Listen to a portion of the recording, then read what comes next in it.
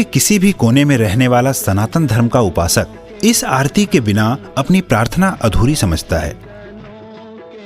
रोजाना करोड़ों लोग इस आरती से प्रभु की अर्चना करते हैं। एक एक शब्द आत्मा को स्पर्श कर जाता है। लेकिन क्या आप जानते हैं कि इस आरती के रचयिता कौन थे? बड़ी विडंबना है कि करोड़ों लोगों द्वारा सस्वर पाठ की जाने वाली आरती के रचयिता के बारे में लोगों को जानकारी ही नहीं है। ओम जय जगदीश हरे। इस आरती के रचयिता का नाम है पंडित श्रद्धा राम फिल्लौरी, जो कि धर्म प्रचारक, लेखक, संगीतज्ञ, ज्योतिषी और समाज सुधारक थे। इस विश्व प्रसिद्ध आरती की रचना उन्होंने सन 1870 में की थी। सिर्फ रचना ही नहीं, धुन भी उन्होंने ही तैयार की थी। इस महान आत्मा का जन्म 30 सितंबर 1837 को फिल्लौर, पंजाब में हुआ था। इनके पिता जय दयालु जी एक प्रसिद्ध ज्योतिषी थे। बचपन से ही श्रद्धा राम जी इतने कुशाग्र थे कि मात्र 10 वर्ष की आयु तक ही कई भाषाओं का ज्ञान अर्जित कर चुके थे। लोग इस बालक की कुशाग्रता से प्रभावित होते थे, लेकिन किसी को मालूम नहीं था कि इस बालक की रचना युगों तक प्रचलित रहेगी।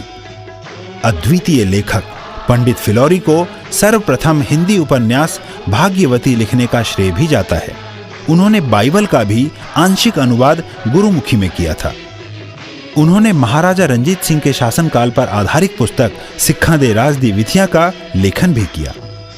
इसके अतिरिक्त पंजाबी बातचीत, सत्य धर्म मुक्तावली, शतोपदेश, सत्यामृत प्रवाह और सलय प्रवाह नामक पुस्तकों का लेखन भी किया। वह समाज सुधारक भी थे। जाति पाति के बंधन को न मानने वाले पंडित जी ने मेहताब कौर से शादी की थी, जो कि सिख परिवार से संबंधित थी।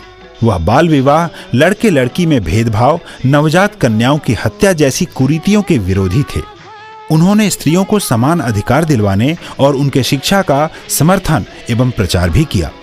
पंडित श्रद्धाराम फिल्लौरी 1857 के प्रथम स्वतंत्रता संग्राम से प्रभावित होकर लोगों को एकत्रित करके देशभक्ति की गाथाएं सुनाते थे। अंततः ब्रिटिश सरकार ने उन्हें फिल्लौर से पलायन करने का हुक्म दिया।